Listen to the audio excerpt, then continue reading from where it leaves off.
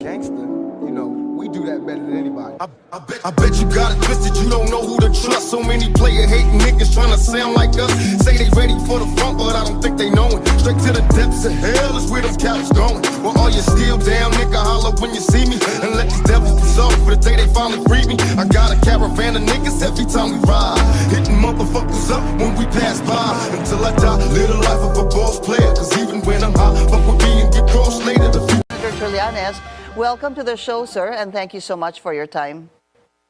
Thank you, Ms. Pinky. All right, I want to start first with this Senate resolution filed by Senator Robin Hood Padilla, wanting to look into allegations or even claims that you were in The Hague and you were part of the welfare check on former President Rodrigo Duterte. I understand, of course, sir, that you were in The Hague recently, but for the record, were you part of this wellness check? Or welfare, rather, check? No, I was not part of that welfare check, and I categorically state that I did not meet with Mr. Duterte when I was in The Hague. As for that investigation, I welcome that. I am ready to attend that hearing. However, we can save everybody's time and energy by simply asking the Vice President, Sara Duterte, because she regularly talks to her father over the phone on whether or not I visited him in his detention room.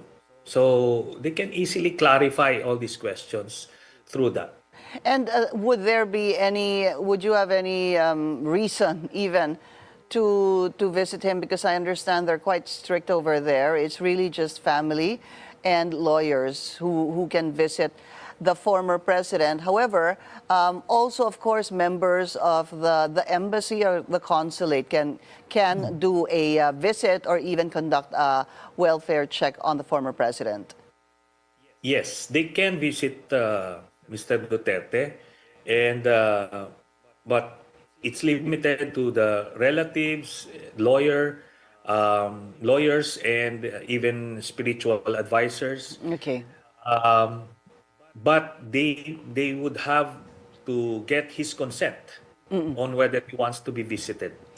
Was there even an opportunity or a time that you went to the embassy and asked to be part of this welfare check, sir?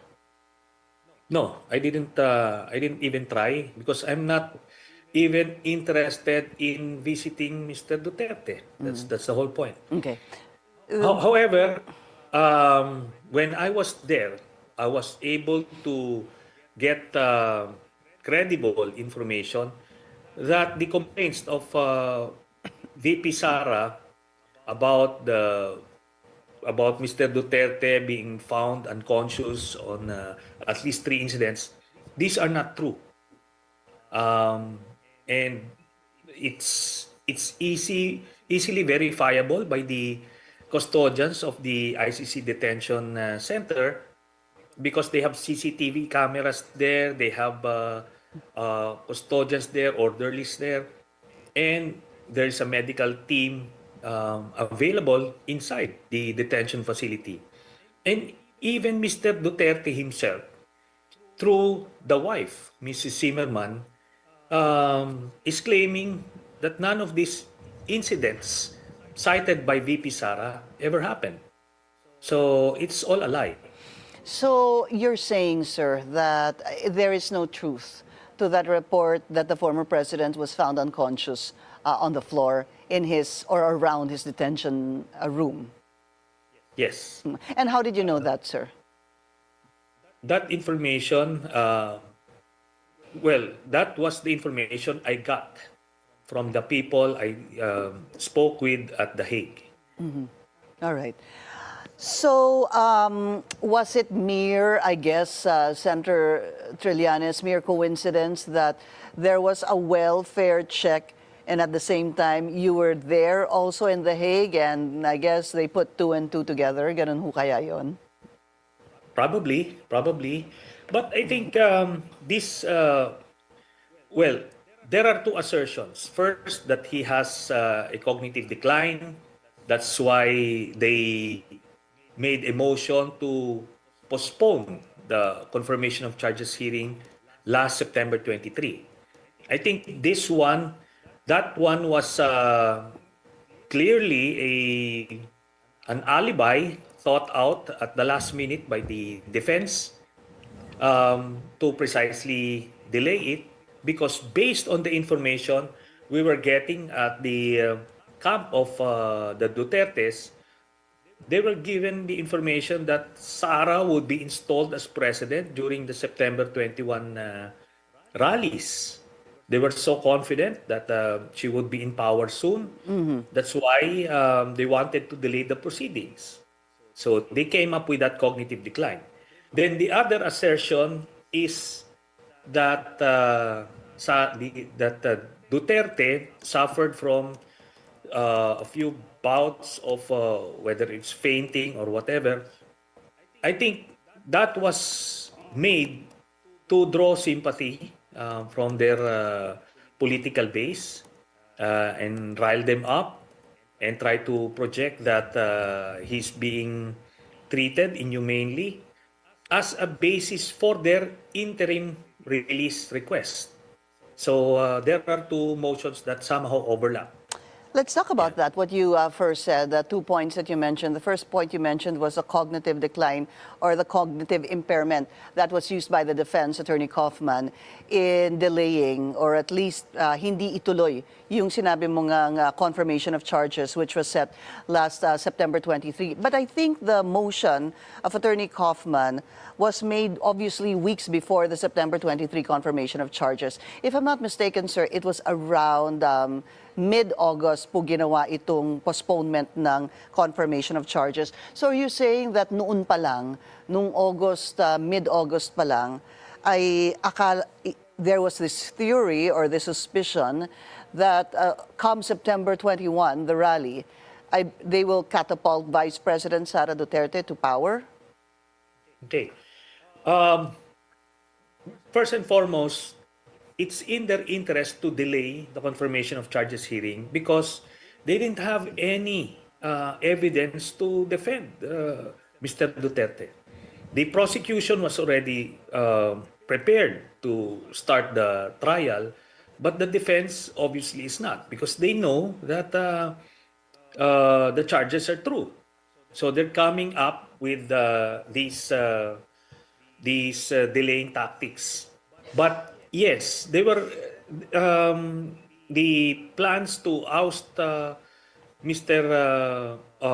administration of President Marcos has been planned that early because around that time the controversy surrounding the flood control mess was already there, and they were just fanning the flames. Yeah. So yeah. Senator, do you know who would have been responsible for basically what would you call it, a coup? Supposedly last September 21, or a military takeover or people power? What would you call it? At least the plan. Well, the plan of the Duterte camp is to fan the flames and sow chaos that would lead to a withdrawal of support for President Marcos, and therefore by succession the Vice President would assume. So that's their plan. But obviously, there is a great majority of the senior officers within the AFP who are not receptive to a succession by Sara Duterte, primarily because she is pro-China. So it's really a withdrawal of support by, supposed to be, no? What you're talking about is the military and the police. All right. And then you talked about the second point, yung bouts of fainting, which leads me to my next point. This Senate resolution on the House arrest of former President Rodrigo Duterte. This was authored by Senator Cayetano urging a House arrest for FPRRD. And it was an overwhelming majority, if we can describe it as that. 15 for, 3 against, and 2 abstentions. What do you think of this Senate resolution, sir, that was authored by Senator Cayetano, Alan Peter Cayetano? I think this, well, first and foremost, this has no binding effect towards the ICC, because the ICC pretrial judges would base their own decision on whether to grant interim release to Duterte or not, based on their jurisprudence and based on the criteria that they have. And so, since the Philippines is not a member of the ICC anymore, so the ICC has no basis to listen to, or it doesn't, because a country that is willing to host a detainee during his interim release, it can only be made by member states of the ICC. So, hindi na tayo kasali kagad from the get-go.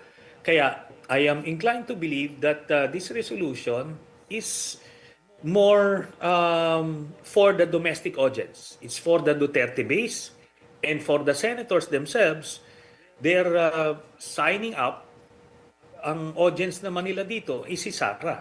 Kumaga, sumisip-sip na kay Sara because they know that she's a very vindictive person, so they want to suck up to her by saying that at some point they lobbied for his house arrest. Pero hindi talaga mangyari. Hindi na uuwi dito si Duterte. Kasi hindi tayo member state, kaya hindi pwedeng i-release dito sa atin. Plus, it's not even the Marcos administration or Marcos government that is demanding or requesting the ICC.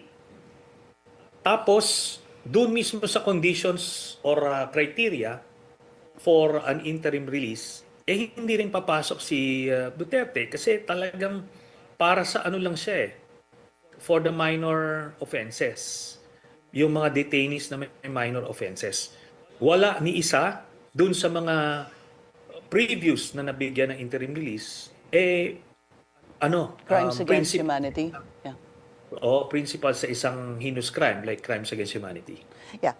Some of the statements mentioned by this Senate resolution is a medical assessment of the former president's health and whether, excuse me, his continued detention would worsen. Yun po, yung continued detention doon po sa ICC could worsen. Also, just a follow-up, sir, before I go on a break, you were saying that never na, sinabi niyo po yun kanina, never na makakabalik si dating Pangulong Duterte dito sa Pilipinas. The question here, sir, is because they also said that he is unfit for trial, hindi ho ba, because of the cognitive impairment. I wonder where that would lead. But we're going to take a very short break. We'll continue our discussion with former Senator Antonio Trillanes when we return. Stay tuned. This is On Point.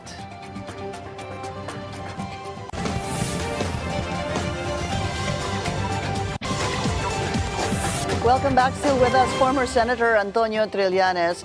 Senator, thanks for your time. Welcome back. You know, I recall a discussion I had with Attorney Cristina Conti about this particular Senate resolution. In fact, the word she used was it could backfire kay dating Pangulong Rodrigo Duterte, and I asked why. Because parang lumalabas with a resolution like this backed by so many senators, it appears that he could still wield so much power and possibly even influence. At least that was her take with regards to this Senate resolution. But I want to go back to what I was saying a while ago. Paano ho kasi kung mapatunayan that he is unfit? For example, hypothetically, sir, because it is a motion that was made by the defense that he is unfit for trial because of hindi ho ba cognitive impairment? In a situation like that, if he's unfit to trial, paano ho ba yon? If you're unfit, then that means there's no trial, hindi ho ba? And does that mean that makakauwi po ang dating Pangulo? Well, theoretically, pwede yan. In the realm of possibilities, nandiyan yan. Pero ito po yan, ano, ang context nito. Alam niyo po ba na si Duterte ay yung parang pinakang showcase ng ICC. Kasi siya yung first president na nakulong sa kanila. And the case of Mr. Duterte is kumbaga emblematic of what the ICC is all about. Isang head of state, head of government na nag-abuso ng kapangyarihan to commit crimes against his own people. So ito showcase to. Kaya they would be very, very strict in their evaluation of Mr. Duterte. In fact, as we speak, ongoing yung medical evaluation niya.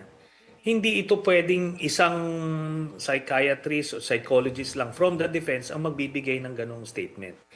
And ano mo yan, ididikit mo yan dun sa statement mismo ng wife ni Mr. Duterte, si Mrs. Zimmerman, na just a few days ago nagpa-interview. Sinasabi niya na her husband is fine, very clear yung kanyang pag-iisip, maayos yung kanilang usapan.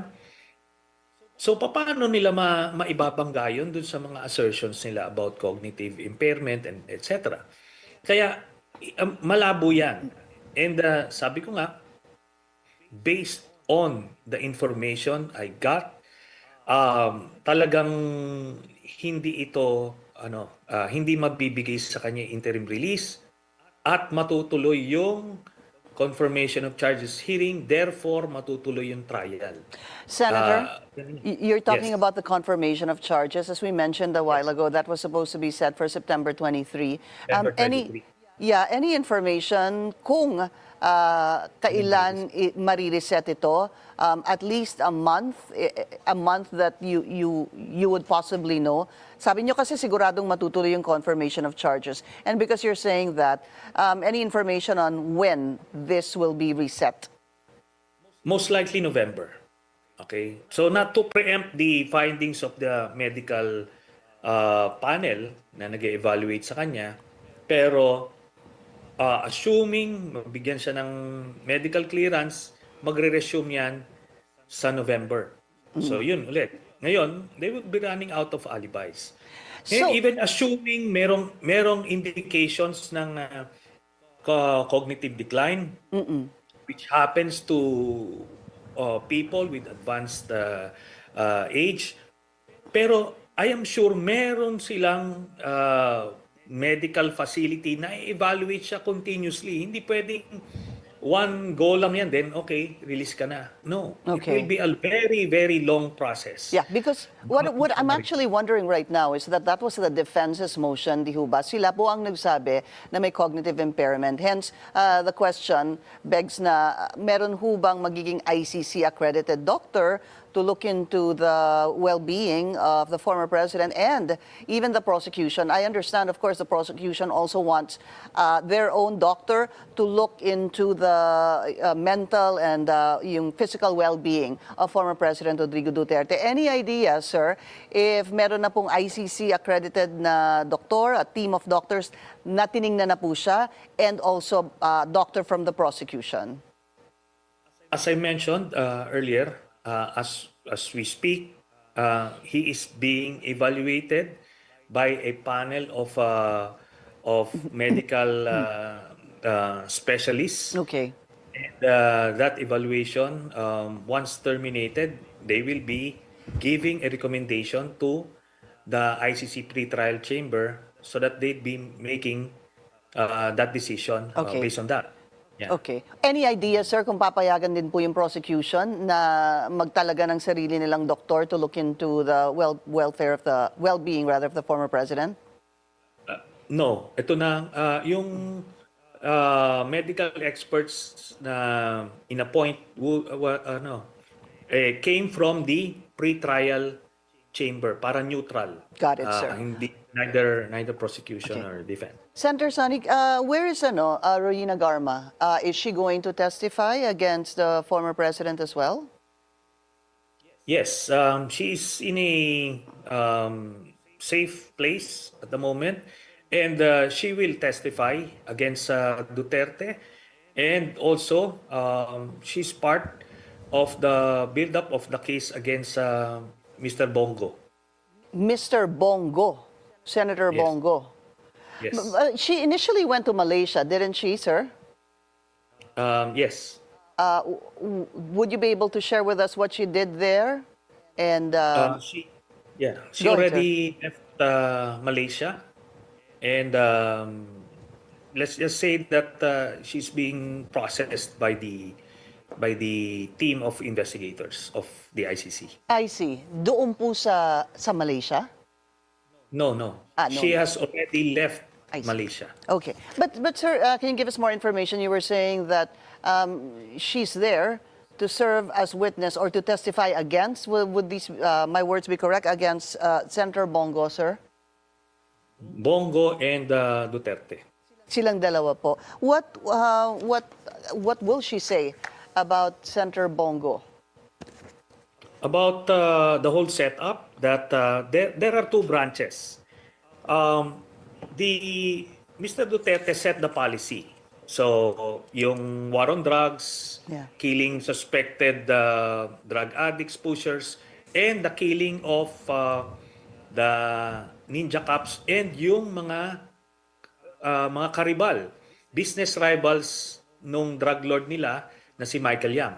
So partner ni Duterte si Michael Yang, may mga karibal sila na from another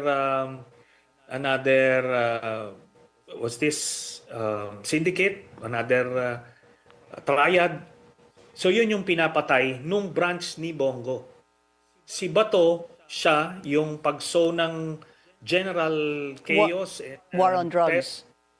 War on drugs, yung tokhang through the PNP.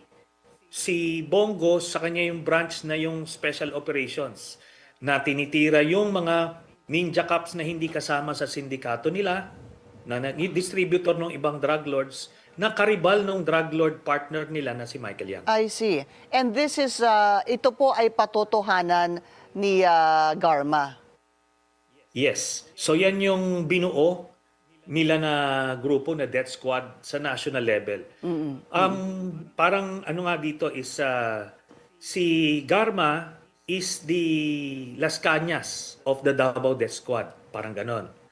So yung role ni Las Cañas as one of those who formed the Davao Death Squad, Right. nung mayor lang si Digong, si Garma naman yung ganon sa national level nung presidente na si Duterte. I see. Okay. So, you're comparing So, dalawang both. branches. Opo, kasi si Las Cañas, hindi ho ba siya yung supposed to be may alam doon sa reward system, sa Davao Death Squad, etc., together with Matobato. And then you're saying now Garma is on the national level when the former president, the former mayor became president. Yes. Kasi si Las Cañas, doon sila nung mayor pa lang si Duterte. Kasi dating enlisted man lang kasi si Las Cañas, si Garma, anong nagpresidente na si Duterte, kumbaga ni-level up nila lahat ini-scale up nila yung buong operations na they needed officers to do this job. So andiyan na si Garma, ni-recommend niya si Leonardo, and nag-set up sila nung death squad. So ganun din, may rewards din ito. Dito naman sa kabilang branch, si structure. So ito na yung mga quota system na may rewards din. Okay. So ganun yun. Senator, very quickly, just wanted to get your thoughts dahil nagsilbi ho kayong senador also for some time. Ano po? What do you think of this proposal of a snap election by Senator Alan Peter Cayetano? All congressmen, all senators, vice president, and president resign and call for snap elections with the stipulation that no incumbent will be allowed to run for one election cycle. What do you think of this? It may be appealing for the man on the street or the outsiders, but alam naman natin na hindi mangyayari yan. It's not gonna happen. Paano mo i-enforce yan? So it's just a typical Alan Cayetano statements na lang, parang yan yung 10,000 pesos na ibibigay daw niya bawat Filipino family. So lang yan, nambobola lang naman siya. Okay, and Senator Ping Lacson resigned as chairperson of the Senate Blue Ribbon Committee, sir. Who do you think would be parang walang takers eh? Well, maraming qualified dyan. Si Senator Kiko Pangilinan, si Senator Risa, even Senator Pia Cayetano would be qualified to handle the Blue Ribbon Committee. It's unfortunate na nag-resign si Senator Lacson, but they have their own reasons. Ang importante rito kasi is si Senator Soto as Senate President, being the most experienced senator there, mas concerned talaga siya sa stability ng organization, ng institution, which is what we need at the moment. Kasi pagka masyadong nagkaroon ng lynch mob mentality tayo, parang will start burning the house down, everybody loses dun sa chaos na yun. Ombudsman, Senator Boying Remulla once he officially takes the role of ombudsman. 2 questions lang po. Una, what do you think of his appointment? Is he the best candidate? And number 2, what should he prioritize? He's the best candidate given the situation. Of course, he is no perfect candidate. Nobody is. Pero kailangan mo kasi ng ombudsman at this point na may gravitas. And he has displayed that nung pinupursue niya yung mga highly controversial cases na normally mag-hesitate yung mga Secretary of Justice. Pero siya, tinuloy niya, no? Ginawa niya. And you'll have to give him credit for that at importanteng requisite yun for the job ahead as ombudsman. Kasi if you just put in a retired justice there, na alam niyo na yung mabagal pa yung learning curve, tapos may mga hesitation pa, alam mo yun, magpe-play safe pa, at least ito, he can hit the ground running. Ngayon, ano ipaprioritize niya? Maraming mga kaso na nandiyan na pending sa ombudsman. I'll be filing next week yung mga infra scandal nito ni Bongo na yung 7 billion na binigay niya, inaward niya sa kanyang tatay at kapatid. I see. Nakita nyo, I filed this case last year long before pumutok pa itong mga scam na ito ngayon sa infrastructure projects. Naghahanap tayo ngayon, di ba? Ito yung mga contractors, sinasabi na sino yung proponent na ito, sino yung nasa likod. Ito diretso eh. Tatay niya tsaka kapatid niya, first degree of consanguinity. Yan ang maliwanag na definition sa plunder law. So si Bongo yan, I'll be filing that case. Then also yung mga kaso nito ni Sara Duterte sa confidential funds. Alright. Kailangan niya i-prioritize yan kasi pinatay na nila yung impeachment eh. So doon na lang. Former Senator Antonio Trillanes, sir, pleasure to have you. Thank you so much for your time. Likewise. Thank you. Gangster, we do that better than anybody. I bet you got it twisted, you don't know who to trust. So many player hating niggas trying to sound like us. Say they ready for the front, but I don't think they know it. Straight to the depths of hell is where them cowards going. Well, all you still down, nigga, holler when you see me. And let these devils be sorry for the day they finally free me. I got a caravan of niggas every time we ride. Hitting motherfuckers up when we pass by. Until I die, live the life of a boss player. Cause